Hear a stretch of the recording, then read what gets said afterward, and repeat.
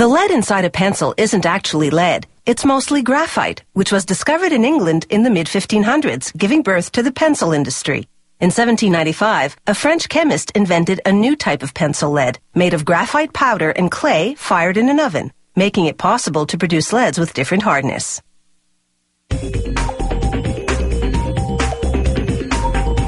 For the pencil's body, you need a type of wood that's soft enough to sharpen, yet strong enough not to bend under the writer's hand pressure. This German pencil factory uses cedar from California. The wood is 5 millimeters thick and arrives pre-cut in slats of 18 by 7 centimeters. One by one, the slats pass under a giant cutting wheel. It carves grooves that will become the channel down the middle that holds the lead. The next machine fills the grooves with glue, a special formulation that's slightly elastic. This cushions the lead so that it's less likely to break inside the channel.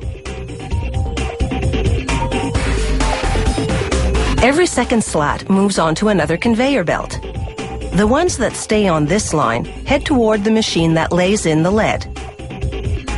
The lead is made of a graphite and clay mixture, baked in an oven at more than 800 degrees Celsius. The lead-laying machine's wheel loads itself with leads. Their spacing matches the grooves in the slats.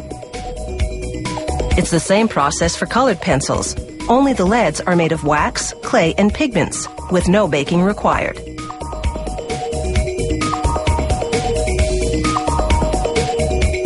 Now for the slats that move to that other conveyor belt.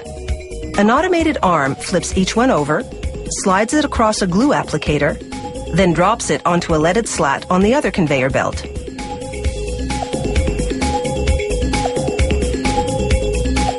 All the steps to this point have culminated in what is effectively a lead sandwich.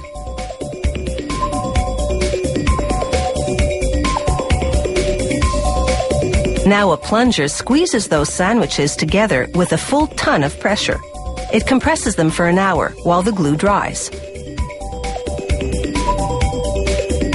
After that, it's just a matter of slicing the sandwiches into pencils. This shaping machine makes the hexagonal profile in 2 steps. First, its upper cutter forms 3 sides on top, then its lower cutter shapes 3 sides on the bottom. As soon as the bottom side is cut, the pencils separate.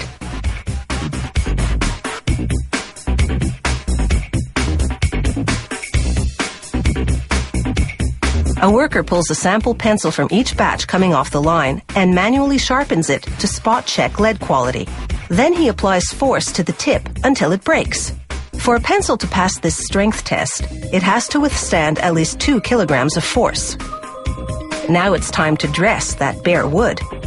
One at a time, the pencils shoot through a device called a lacquering head. It coats the wood in paint, yellow in this case. It takes 4 coats of paint to completely hide the wood grain.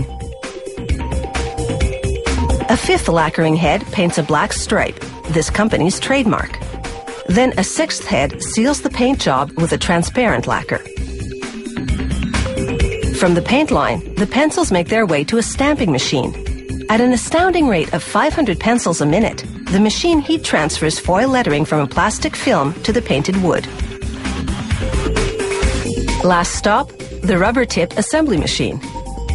First, it squeezes the top of the pencil to slide on an aluminum ferrule.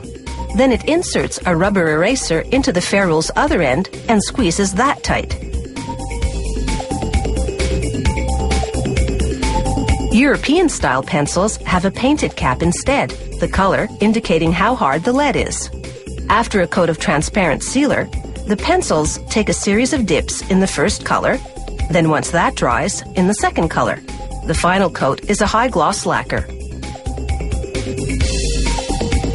The pencils are finally ready to roll across a grinding drum for sharpening.